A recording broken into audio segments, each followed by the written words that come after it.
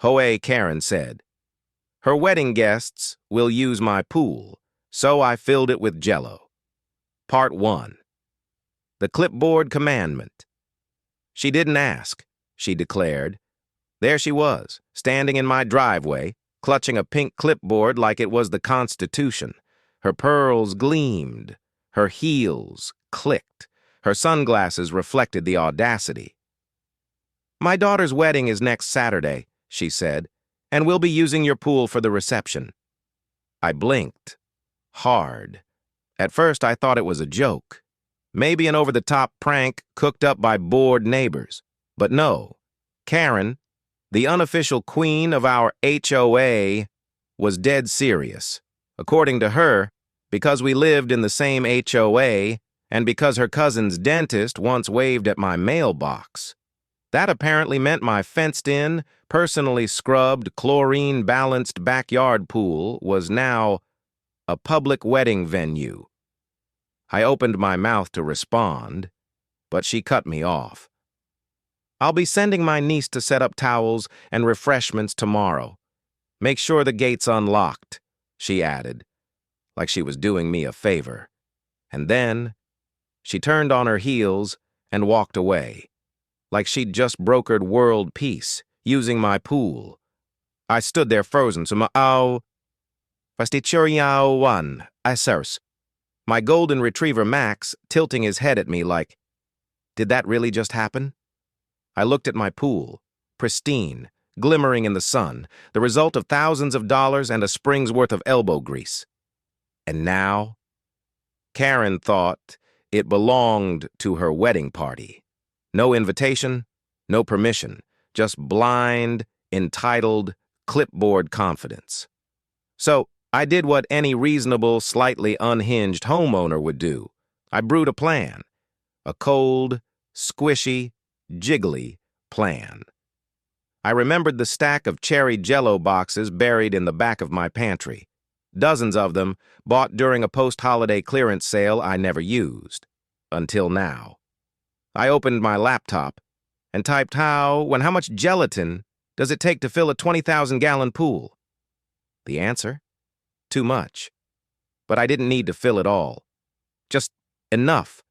Enough to ruin Karen's Pinterest-perfect dreams. I started calculating, plotting. This wasn't about dessert anymore. This was war. Part 2. The Jell-O begins to boil the next morning. I was a man on a mission. While most people were buying coffee and bagels, I was at the hardware store, buying industrial buckets, stirring paddles, and over 200 boxes of cherry-flavored gelatin. The cashier gave me a look. I just smiled and said, "Pool party." He laughed. He had no idea. For the next few days, I became a shadow, boiling water at dawn, mixing gelatin at midnight, pouring batch after batch into the shallow end of my pool like I was baking a dessert big enough to feed the gods, or ruin a wedding. Max, my golden retriever, watched every move, tail wagging in judgment. But I was committed. This wasn't just about Karen. It was about every absurd HOA rule, every smug clipboard wave, every passive-aggressive flyer she ever stuffed in my mailbox. And by night 4, the shallow end looked like a giant ruby, glossy, wobbly, and completely unswimmable. It was beautiful. I printed a laminated sign.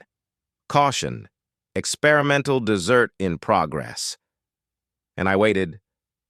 Right on cue. She arrived. Karen's niece, maybe 16. Sunglasses, designer sandals, dragging a beach bag filled with flamingo floats like she was headed to Coachella. She pushed open my side gate. Yes, without knocking. Stepped into the yard and froze.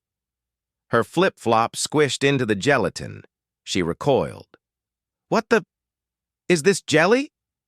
I stepped out of the shadows, holding a giant mixing spoon. "You're just in time," I said. "Want to help with the garnish?"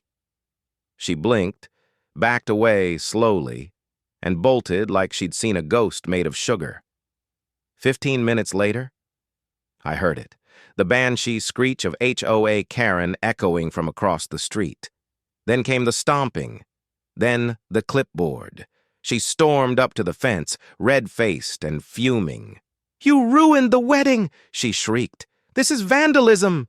I stirred the gelatin with a flourish. "No! This is art!" Karen pointed wildly at the pool like it had insulted her ancestors. "This is my daughter's day!" I raised an eyebrow. "Funny. I didn't realize your daughter's day included trespassing on private property." She huffed, sputtered, pointed some more, and finally screamed, "I'm calling the HOA!" I sipped my lemonade. "Please do," I said. "Maybe they'd like some Jell-O too." And just like that, she was gone, raging down the street in her pastel suit like a dictator ousted by dessert. But I knew this was only the beginning, because tomorrow was wedding day and the pool wasn't just set, it was ready. Part 3. The Wedding Day Wobble. The morning of the wedding. My street sounded like a construction site. Delivery trucks beeped as they backed in, folding chairs clattered, flower arrangements got shuffled like oversized playing cards, and in the middle of it all, Karen. Wearing an aggressively pastel suit, barking orders like she was running a military operation, except her troops were confused caterers and her battlefield was suburbia. I sipped my coffee, sunglasses on, watching it unfold like a reality show I didn't ask for, but couldn't stop binging. By 10 a.m., the wedding guests started arriving, and slowly, like ants to a picnic, they drifted toward my fence. Some pointed, some took photos, and one woman, in a hat that could shade an entire car, whispered, "Is that Jell-O?" I nearly choked on my coffee. "Cute," she added. Cute? That's what they called it? I'd weaponized gelatin, and they thought it was a Pinterest moment. Then came Karen's niece. Again. But this time, she brought backup. 2 teenage boys, towels slung over shoulders, carrying a boom box and a cooler full of soda. They marched through my side gate like they owned it, despite the giant laminated sign that read, "Caution, Jell-O in progress, no lifeguard on duty." The boys stared at the pool. One poked the red surface with his flip-flop and muttered, "Yo, this is like pudding." I waited a beat, then stepped out with Max by my side. His tail wagged, but his growl said, "Not today, punks." I raised an eyebrow. "You guys lost?" The niece stiffened. "Karen said we could hang here till the ceremony." I looked at the wobbly red surface. "Plenty of chill here," I said, "but I wouldn't recommend diving in, unless you want to bounce off like a gummy trampoline." The taller boy whispered, "Dude, is this edible?" I grinned. "Only if you've signed a waiver." That was enough. They left. No fight, no fuss. Just a lot of awkward muttering and one very dramatic eye roll. But of course, Karen wasn't far behind. And when she arrived, oh, it was nuclear. She slammed the gate open so hard the flamingo float toppled over. "You think this is funny?" she yelled. I didn't answer. I just kept stirring the Jell-O, slowly, like a villain in a cooking show. "This is sabotage! You've humiliated my family!" she screamed. I nodded. "No, I've preserved my property." Her voice pitched up like a violin string ready to snap. "You ruined everything!" I tilted my head. "Actually, you assumed everything." Her mouth flapped like a broken vent. She demanded I drain the pool. I asked if she brought a flamethrower, because melting 300 gallons of cherry gelatin takes days. Karen turned a shade of red that matched the Jell-O and stormed off muttering about lawyers and lawsuits. But the best part was still coming. Because around noon, one of the groomsmen, already tipsy, wearing sunglasses that screamed midlife crisis, dared another guy to belly flop into the pool. $50 if you do it, he shouted. And before I could say a word, the guy ran, jumped, and bounced. He hit the surface, slid like a pancake across a sticky trampoline, and yelled, "It's alive!" The whole backyard erupted in laughter. Even the bride, watching from next door, burst into giggles. And that was when Karen walked out of the garage and saw it all. She screamed like someone had punched her wedding cake. She ran at the groomsman, ranting about lawsuits and brain injuries. He just smiled, raised his arms like a gladiator, and yelled, "Best wedding ever." I raised my glass of lemonade. "You're welcome," I said. And the phones? Oh, they were already filming. Karen's Jell-O pool was about to go viral, and this was only the first scoop. Part 4. Viral Vengeance and HOA Meltdown. 15 minutes after the great gelatin bounce, the neighborhood was in full gossip mode. Phones were out, videos were flying, and my backyard was now the hotspot on HOA Facebook. By the time I finished my lemonade, 3 hashtags were trending in our zip code. Karen's Jell-O pool. HOA gone wild. Dessert disaster wedding. Someone made a meme, Karen holding a spoon with the words "Taste Justice" underneath. I didn't even flinch when I heard her scream from across the street, again. This time it wasn't just rage, it was full-on meltdown. She stormed into her house, slamming the door so hard the fake floral wreath fell off. And me? I just went back to stirring the Jell-O, one ladle at a time, like a suburban Thanos savoring balance. But of course, the party next door kept unraveling. People avoided eye contact, speeches got passive-aggressive. The DJ played Let It Go unironically. And through the slats of my fence, I kept hearing whispers like, "Did you see the bounce? Is that edible?" Honestly, he's kind of a genius. I had hijacked the entire wedding's vibe without leaving my backyard, and I wasn't done yet. The next morning, I woke up to buzzing, not from bees, but from my phone. Texts, tags, notifications. Even my aunt from Nebraska had shared the video. I scrolled past dozens of comments like, "I would die for this level of pettiness." Who knew HOA drama could be so delicious? That pool deserves a plaque. Teenagers rode by on bikes just to peek at the wobbling surface. Parents accidentally walked their dogs past for a look. And Mr. Donnelly, 3 streets over, leaned on his walker and muttered, "Never thought I'd live to see Jell-O take down Karen." But not everyone was amused. Later that morning, a knock. Paul, our HOA president, stood on my porch. No clipboard this time. Just a wrinkled polo and the expression of a man who had lost the will to mediate. He sighed. "Karen called an emergency board meeting this morning." Of course she did. "She's trying to file a formal complaint," he continued. I raised an eyebrow. "For making dessert?" He didn't laugh. "She claims you sabotaged a community event, humiliated her family, and created an unsafe environment." I sipped my coffee. "You mean the environment she trespassed into?" Paul rubbed his temples. "Look, no one on the board wants this fight, but she's threatening lawsuits, press coverage. She even dragged in her brother, some retired paralegal."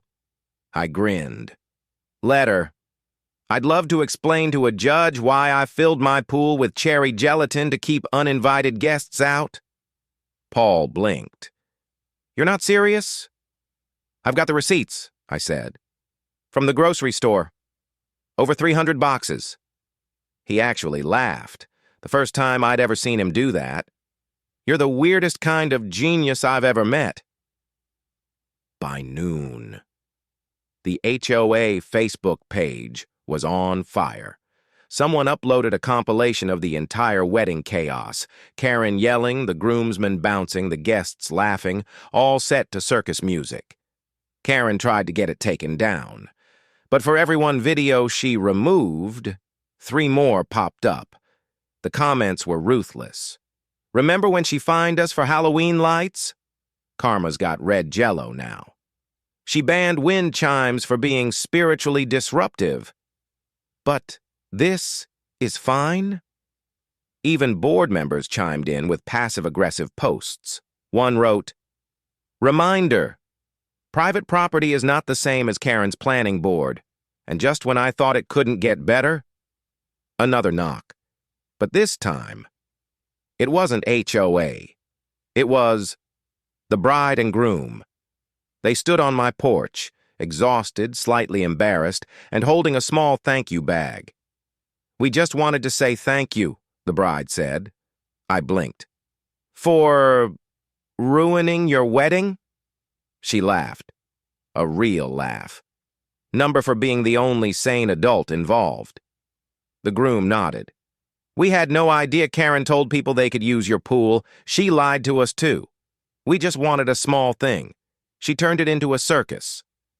We talked for an hour. They shared everything. The hijacked planning, the outrageous decorations, the arguments with vendors. Apparently, the Jell-O pool was the only part of the day that made them laugh. The groom added, "When Dave bounced off the surface, I thought my grandma was going to pass out from laughing." Before they left, the bride turned back and said, "Karen's banned from our next wedding," then winked. Just kidding, hopefully. And with that, I knew Karen had lost the crowd. The pool was legend, and I wasn't just the petty neighbor anymore. I was a local hero. Part 5. The cease and desist dessert duel. Just when I thought the neighborhood had finally cooled off, there it was. A thick envelope, cream-colored, embossed, smelled faintly of lavender and entitlement, taped right to my front door like some cursed scroll. Inside, a cease and desist letter. From a law office I'd never heard of, with a name that sounded like a soap opera. Delaney, Morris, and Judgment. Karen had officially lawyered up. I nearly dropped my coffee reading the first line. "Your use of non-traditional dessert substances has resulted in emotional distress, reputational damage, and potential health hazards." I actually laughed, out loud. Max, my golden retriever, tilted his head like, "Wait, are we being sued over snacks?" According to the letter, I had intentionally weaponized gelatin, created a hostile environment, humiliated the bride and her guests, and, my favorite, inflicted culinary-based psychological trauma. Karen was serious. She even included a list of damages. Designer shoes irreparably stained by artificial coloring. Handcrafted centerpiece from Milan. It was clearly from Dollar Tree. Emotional harm resulting from social media ridicule. And a brace yourself, loss of HOA credibility. I had to sit down. She wasn't just mad. She was Olympic-level grasping at straws. I sent the letter to Ava, my friend who worked at a law firm downtown. She skimmed it, laughed for a solid minute, and said, "This is legal cosplay. Ducks have sued with more legitimacy." Still, I played it smart. Filed a calm, professional response. Attached. Photos of the signs I posted. Video evidence of Karen's niece breaking into my yard. Timestamps of the entire Jell-O process. And a copy of the wedding invitation that never once mentioned my property. But just when I thought it was over, Karen doubled down. The next morning, every mailbox on our street had a flyer inside. Bold text, centered, over-the-top formatting. An open letter from Karen to the community subtitle, "The Truth Behind the Red Pool Scandal." I almost choked on my toast. She accused me of deploying an edible security system with malicious intent, endangering children via booby-trapped dessert zones, and creating a culture of mockery through gelatin propaganda. Yes. She used the phrase, gelatin propaganda. The best part?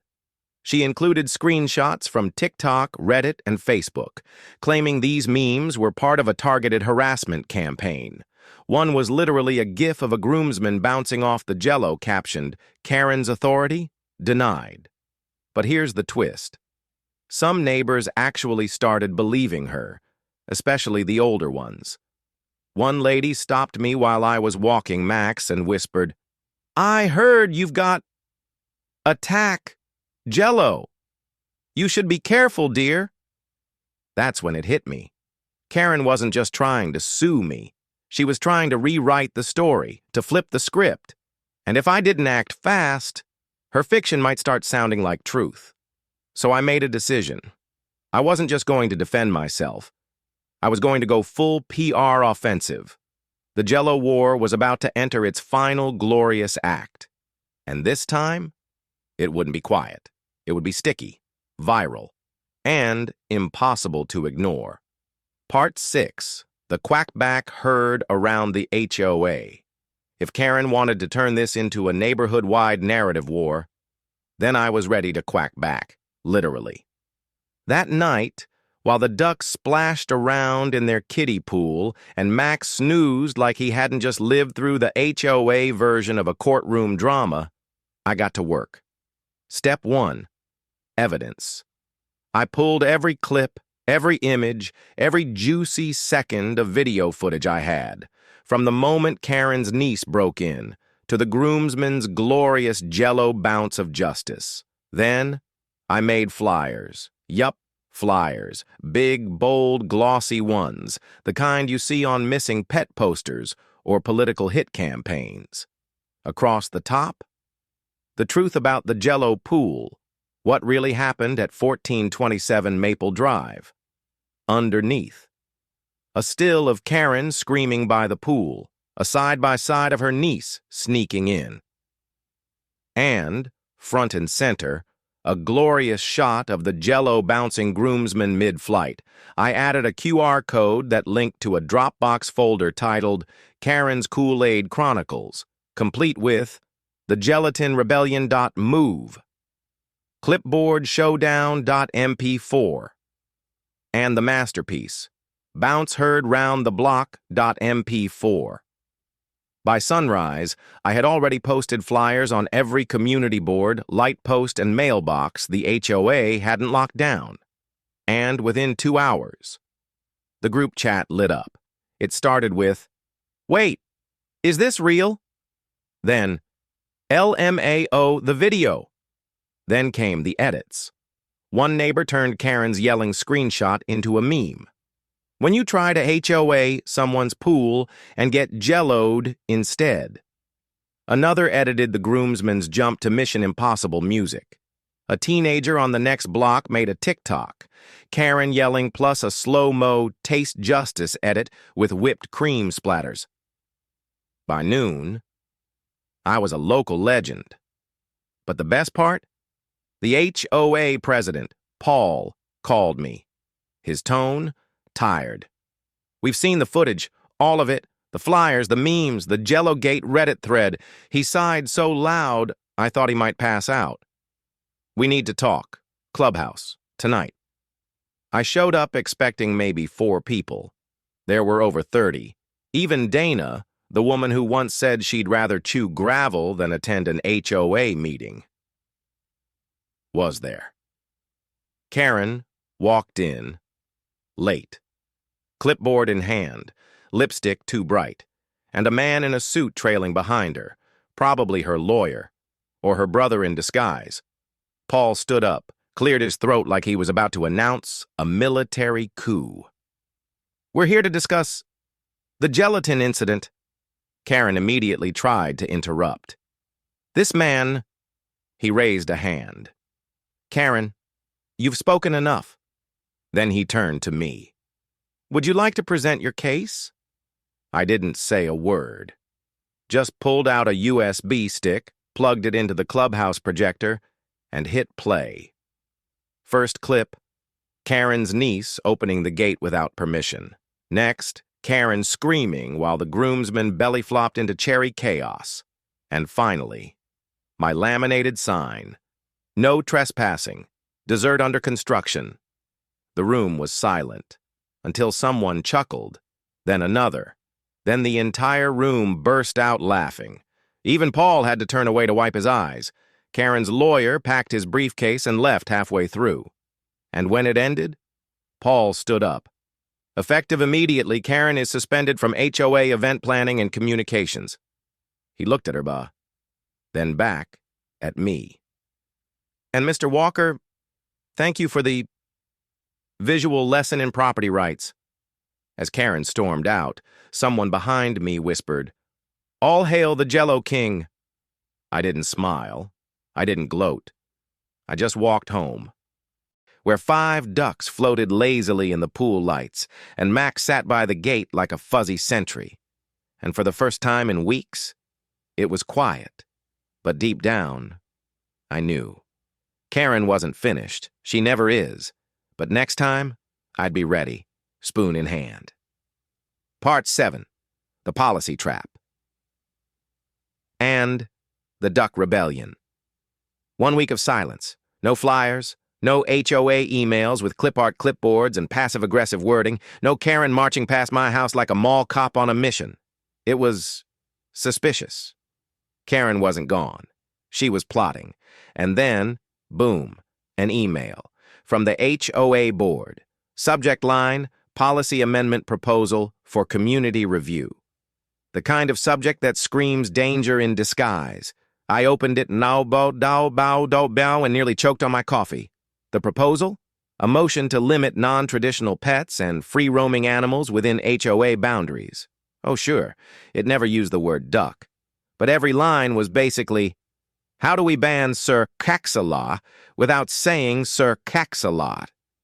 One clause even read, animals with unpredictable tendencies have caused unrest among residents and disrupted events. Unpredictable?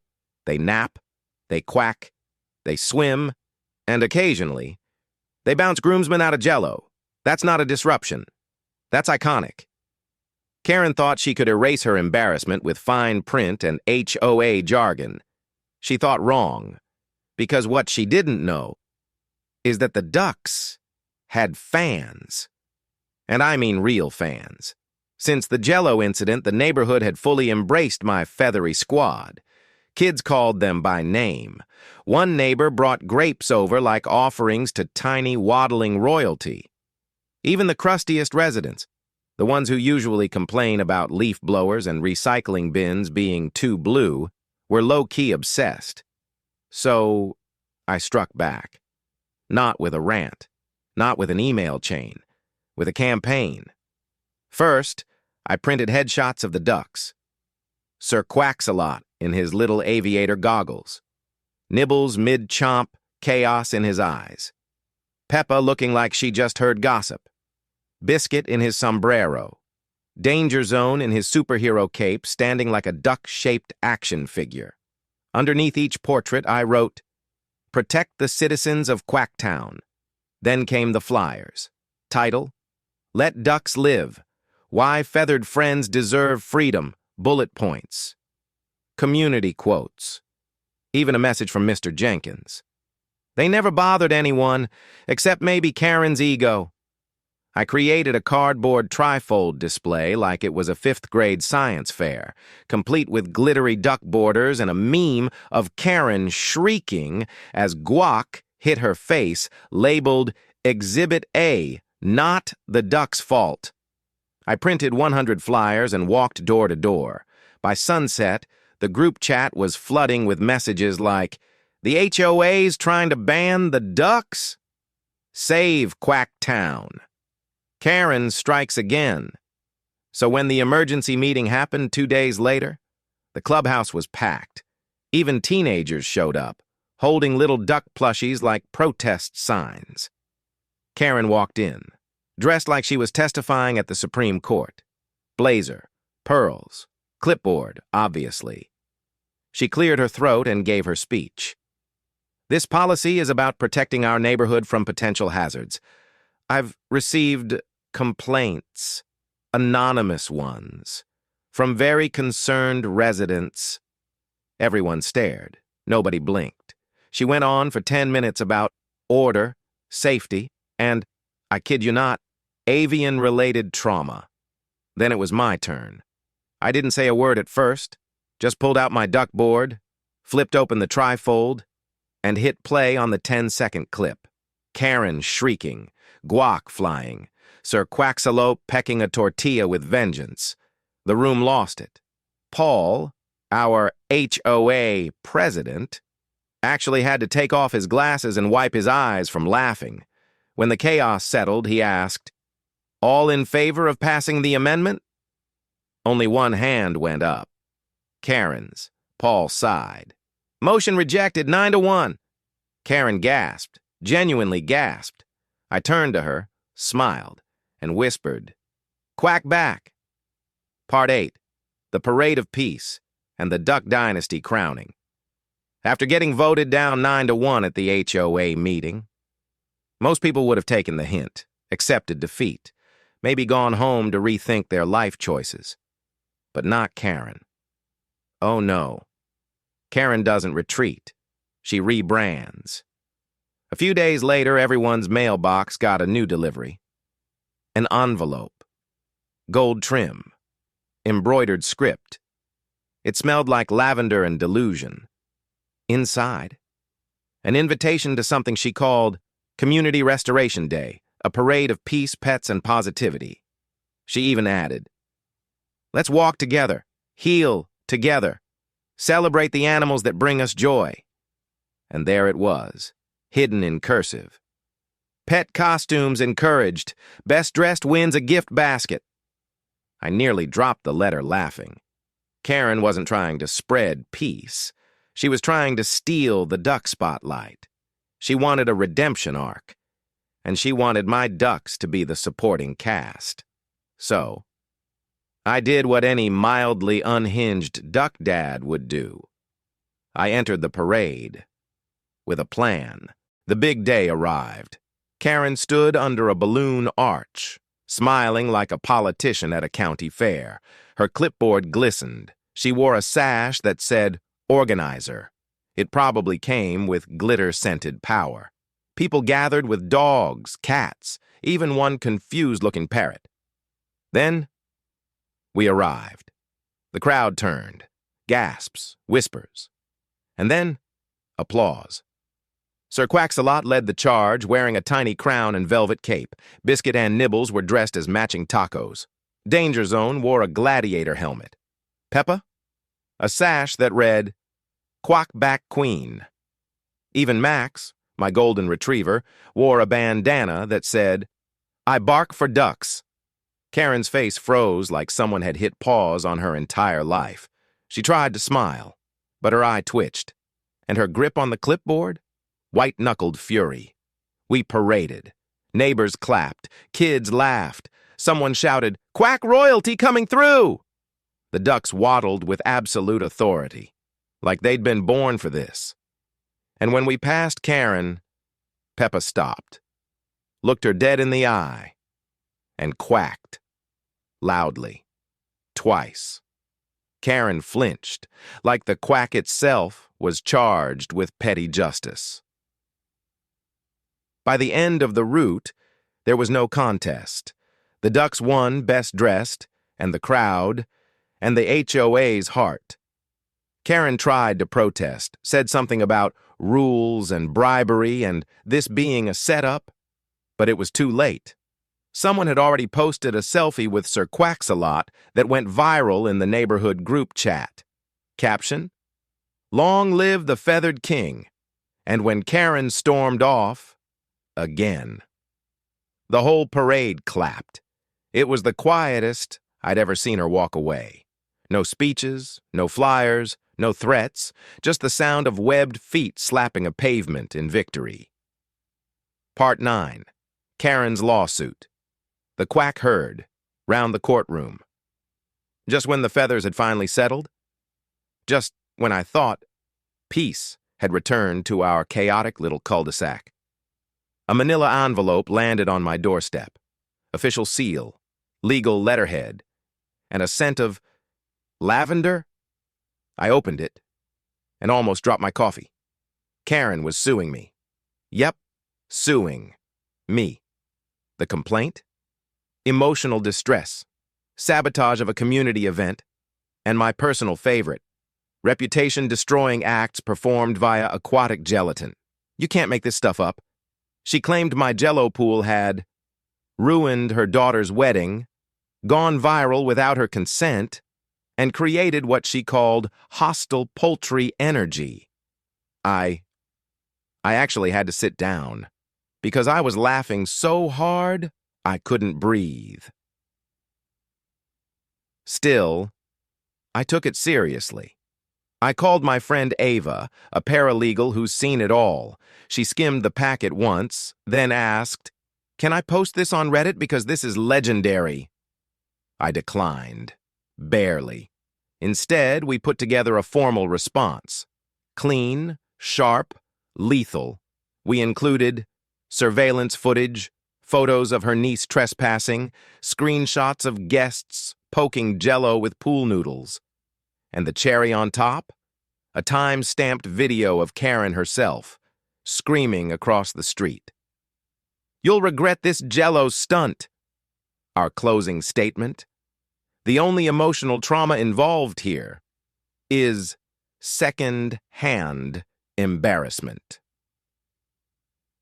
The court date came. Karen arrived, dressed like she was starring in a legal drama, beige suit, pearls, and a binder thicker than the HOA handbook. I walked in with a flash drive and a duck print tie for morale. The judge? A woman in her 60s, with the weary eyes of someone who's dealt with too many petty people.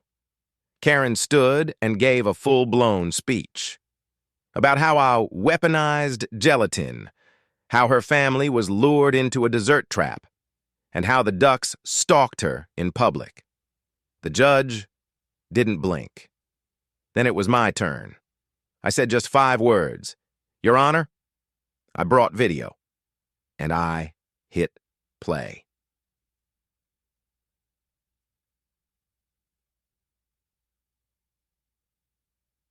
The courtroom watched. Sir Quaxalote in his royal cape, biscuit cannonballing into the Jell-O, Karen shrieking with guacamole on her dress. Even the stenographer snorted. The judge finally leaned forward, paused the video, and asked, "So these ducks, they're your pets?" "Yes, ma'am." "And this pool is your private property?" "Correct." "And the gelatin was poured after you were told your pool would be used without permission?" I nodded. She set down her pen. Case dismissed. Karen gasped like she'd swallowed a kazoo. "But, Your Honor..." The judge raised a hand. "Ma'am, unless you have evidence of mind-controlled poultry, I suggest you drop this before the ducks file a countersuit. Mick, drop." I walked out of that courtroom like a man reborn. The ducks, still napping in the sun, blissfully unaware they'd just won a legal war. Max greeted me at the gate, tail wagging, and I whispered, "You're free, boys. Justice has been served." Part 10. The apology nobody asked for a few days after court. I thought we were done. I thought Karen had finally waved the white flag. But then, a flyer arrived in every mailbox on the street. Thick paper, gold border, emblazoned in cursive font, a heartfelt community apology. From Karen Delaney. Oh boy. It was 6 paragraphs of weaponized humility. She started with, "I acknowledge that my actions may have been perceived as intrusive or disruptive." May have been? Lady, you tried to commandeer a private pool like it was a party yacht. Then came this gem. "My intentions were pure, to bring unity, joy, and shared salsa to our neighborhood, shared salsa, at gunpoint, apparently." The flyer didn't stop there, she wrote. Even those with unconventional pets deserve to feel welcomed in our community. Unconventional pets? Ma'am, they're ducks, not miniature dragons, and just when I thought it couldn't get any more ridiculous. She invited everyone to a potluck at her house. Yep, muffins, lemonade, and a fresh attempt at rebranding. Let's start fresh, it read. Bring a smile and a dish to share. I had no plans to go. But curiosity? It's a powerful thing. So I took Max for a walk, casually strolling past her house. Streamers, balloons, a folding table with pastries and half-hearted lemonade. A banner said, "Let's reconnect with kindness." 3 people stood nearby, clearly just there for baked goods. Karen spotted me. She waved like nothing had happened. Then, I kid you not, held up a stuffed duck plushie and yelled, "See? I come in peace," Max growled.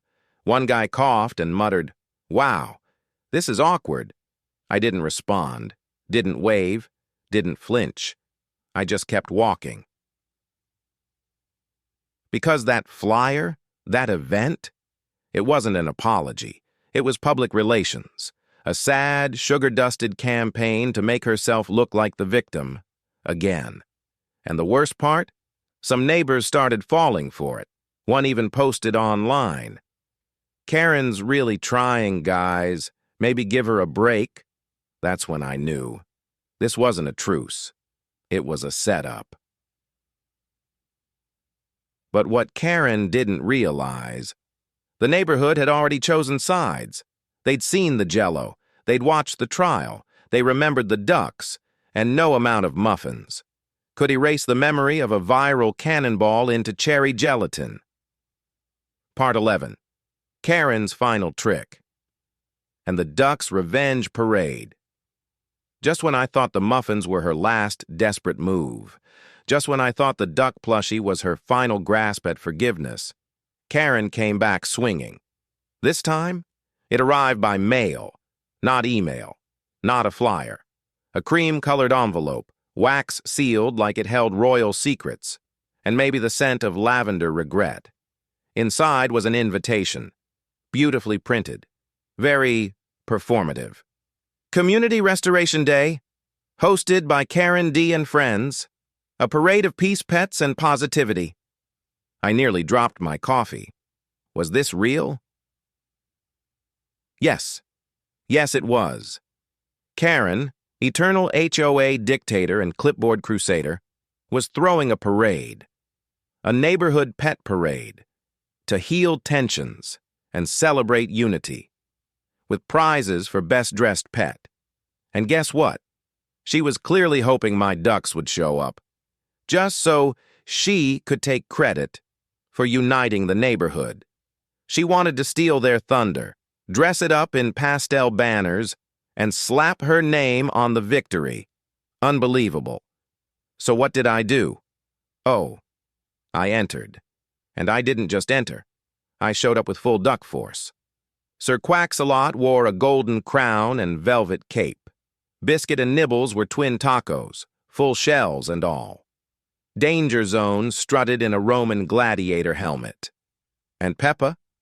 She wore a glittery sash that said, "Number Quackback Queen." We didn't walk. We paraded. Down the block, music blaring, neighbors cheering, phones filming. Even Max had a mini sign on his leash. Ducks before dictators. Does Karen? She stood under a balloon arch near the finish line, clipboard clutched like a security blanket. Her face when she saw my flock? Frozen. She forced a smile, tried to wave. But as Peppa waddled up, a glitter shining, and quacked right at her sandals, Karen flinched. She backed away like she'd seen a ghost in feathers. The crowd loved it. People laughed, clapped, cheered. And when they announced the winner of Best Dressed Pet, no surprise, Sir Quack-a-Lot, king of the parade. Karen tried to protest, said it wasn't a fair representation of unity, Someone from the crowd yelled, "Neither was your wedding buffet, Karen!" Ouch. She stormed off before the group photo. And me? I stayed for every second, posing next to my ducks, holding the golden gift basket, and sipping lemonade like I was born to do this.